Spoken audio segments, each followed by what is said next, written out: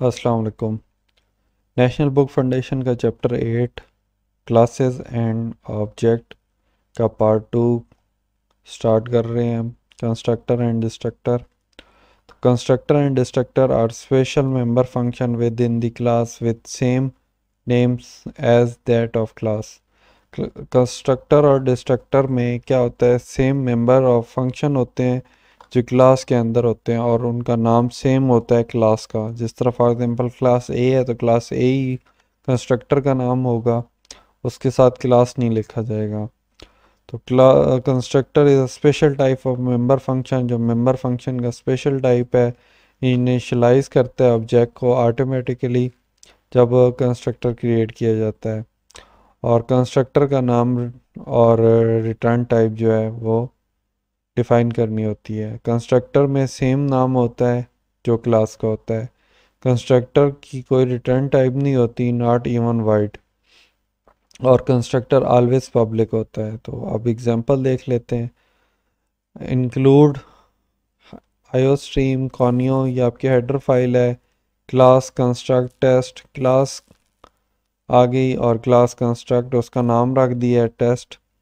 उसके अंदर मेंबर के हैं, पब्लिक है जो कंस्ट्रक्टर टेस्ट का आप नाम दे रहे हैं जो क्लास का सेम नाम है। तो ये आपका कंस्ट्रक्टर, और कंस्ट्रक्टर के अंदर आप ये आउटपुट लिख रहे हैं। इसके बाद इंट मेन है, मेन के अंदर आप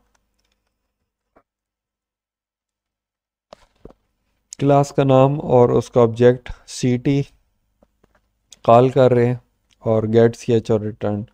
तो कंस्ट्रक्टर सी टी करेंगे तो सी टी जो है आपका कंस्ट्रक्टर में जाएगा, और वहाँ से आपका सी आउट प्रिंट करेगा आई एम कंस्ट्रक्टर। और उसके बाद यहाँ पे आपकी क्लास एंड हो जाएगी, और क्लास के बाद वो गेट सी एच या रिटर्न ज़ीरो एंड हो जाएगा प्रोग्राम। तो आउटपुट में आई एम कंस्ट्रक्टर सिंपल आया। कंस्ट्रक्टर सेम फंक्शन की तरह काम करता है, लेकिन इसकी कोई रिटर्न टाइप नहीं होती, और इसमें कोई भी चीज़ जो है, ये थ्री इसके रूल्स हैं सिंपल। कि कंस्ट्रक्टर का सेम नाम होगा जो क्लास का होगा, उसकी रिटर्न टाइप कोई नहीं होगी, ना ही वाइड होगा, और पब्लिक होगा ऑलवेज। इसके बाद एक और एग्जांपल देख लेते हैं। हेडर है IO stream conio class C rectangle int width height, public में C rectangle int a b constructor आ गया। विड्थ ए से इनिशलाइज किया, हाइट बी से। ये आपके कंस्ट्रक्टर के अंदर है जो पब्लिक है। उसके बाद इंट एरिया फंक्शन की डेफिनेशन है, रिटर्न टाइप विड्थ और हाइट आपकी रिटर्न हो रही है। यहाँ पे मेन का फंक्शन है, मेन में सी रेक्टेंगल आपका क्लास का नाम है, आर वन जो है ऑब्जेक्ट का नाम दिया है, 13 और 14। तो 13 और 14 फर्स्ट टाइम जाएगा आपकी क्लास में आपके पास कंस्ट्रक्टर में जाएगा। यहाँ पे 13 और 14 आएगी। 13 और 14 विड्थ और हाइट को इक्वल होंगे, और उसके बाद नेक्स्ट आपके पास आएगा 15 और 16। तो नेक्स्ट टाइम वो 15 और 16 को इनिशलाइज करेगा। उसके बाद सी आउट एरिया ऑफ रेक्टेंगल है, एरिया ऑफ रेक्टेंगल आउटपुट में आएगा। आर वन आपके पास ऑब्जेक्ट है, एरिया का कॉल हुआ फंक्शन, एरिया आपके पास ये है, और एरिया के अंदर विड्थ और हाइट मल्टीप्लाई हो रही है आर वन वाली। तो आर वन हमारे पास 13 और 14 था, तो मल्टीप्लाई होके 132 आ गया, और आर टू 15 और 16 है, तो मल्टीप्लाई होके 240 आ गया। तो ये आपके कंस्ट्रक्टर का इस तरह काम होता है। इसके बाद डिफ़ॉल्ट कंस्ट्रक्टर है।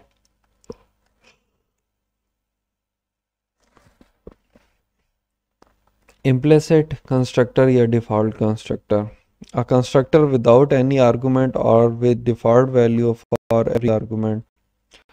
कोई ऐसा कंस्ट्रक्टर है जिसके अंदर आर्गुमेंट पास नहीं हो रहे या डिफ़ॉल्ट वैल्यू उसके अंदर है, तो वो आपका डिफ़ॉल्ट कंस्ट्रक्टर या इम्प्लिसिट कंस्ट्रक्टर है। इसकी example class D constructor, public A B C, void का फंक्शन है, मल्टीप्लाई का इंट एन इंट एम, और ए को आपने एन से इनिशलाइज एम को, और सी के अंदर आपने ए मल्टीप्लाई बी कर दिया है।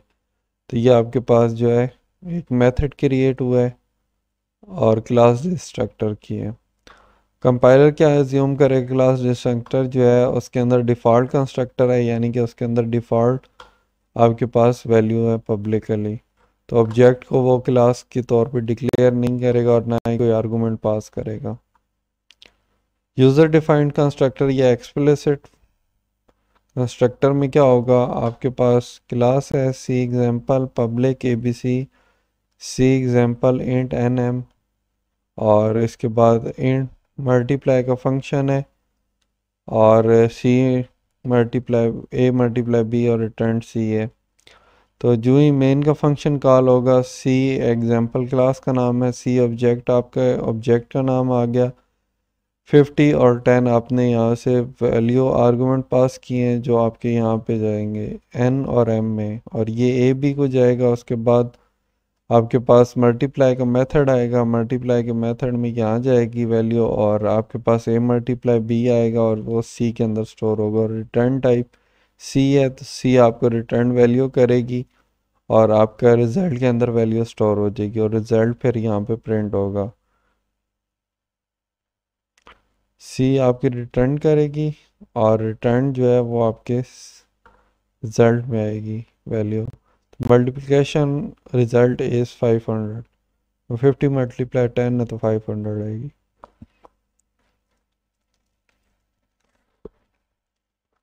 कंस्ट्रक्टर ओवरलोडिंग क्या होता है, कंस्ट्रक्टर ओवरलोडिंग में करते क्या है, एक से ज़्यादा कंस्ट्रक्टर के नाम यूज़ करते हैं, यानी कि using more than one constructor in same class. एक से ज़्यादा कंस्ट्रक्टर आप जब सेम क्लास में यूज़ करेंगे तो वो ओवरलोडिंग होगी। फॉर एग्जांपल ये आपके पास हेडर है, उसके बाद क्लास का नेम आ गया, फर्स्ट कंस्ट्रक्टर आ गया, उसके बाद अगेन वो कंस्ट्रक्टर है लेकिन इसमें हम आर्गूमेंट पास कर रहे हैं, फंक्शन आ गया, रिटर्न टाइप आ गया और मेन का फंक्शन। अब मेन के फंक्शन में आपके पास यहाँ पे आप वैल्यू सेंड कर रहे हैं, यहाँ पे आप आर्गूमेंट पास कर रहे हैं, और यहाँ R1 में और R2 में आप सिंपल ऑब्जेक्ट को कॉल कर रहे हैं, और यहाँ पे आप एरिया प्रिंट कर रहे हैं। तो फर्स्ट में 70 और 75 है, उसकी वजह यह है कि आपने 5 और 15 लिए है। तो 5 और 15 आपके पास विड्थ और हाइट है।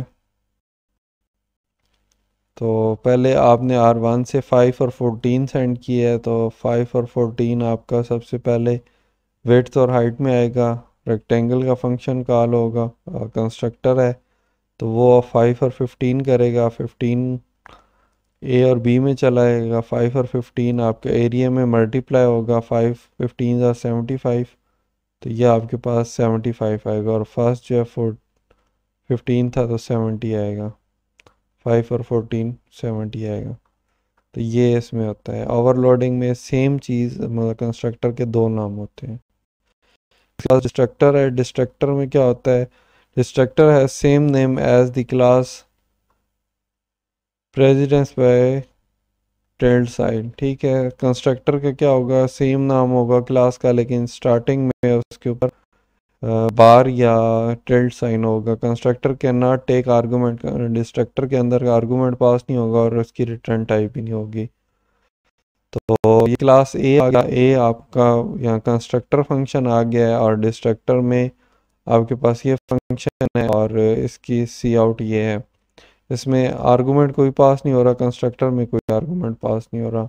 इंट मेन है, ए क्लास का नाम है, A1 जो आपका ऑब्जेक्ट का नाम है, और रिटर्न गेट सी एच और रिटर्न ज़ीरो है।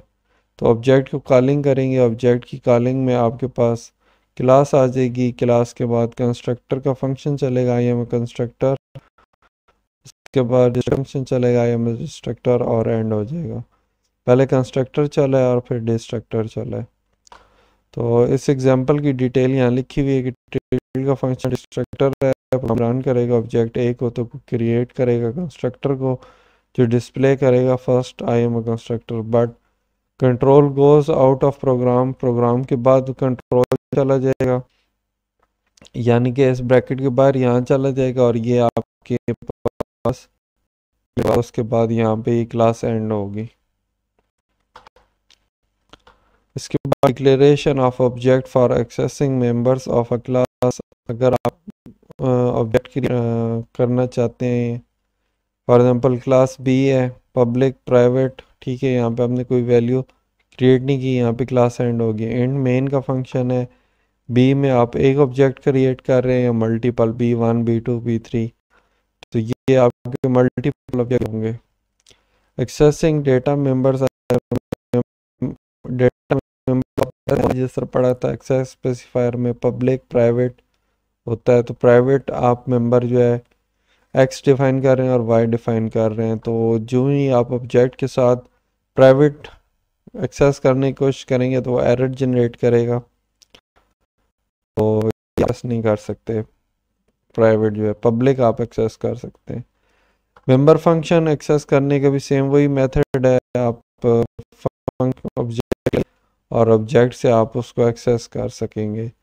प्राइवेट है तो प्राइवेट आपके पास इंट एक्स है, और बी1 आपने मेंबर फंक्शन लिया है, क्लास का नाम बी है और बी1 उसका ऑब्जेक्ट है, प्राइवेट में इंट एक्स है, प्राइवेट डेटा मेंबर है, पब्लिक डेटा मेंबर है, उसके बाद फंक्शन है, फंक्शन के अंदर एक्स 10 है और वाई 20 और सम ऑफ एक्स वाई है, ठीक है। तो आपके पास सम ऑफ एक्स वाई 30 आएगा, क्योंकि मेंबर फंक्शन एक्सेस करना यहाँ पब्लिक प्राइवेट से नहीं है, क्योंकि विद इन क्लास है, इसलिए वो एक्सेस कर लेगा।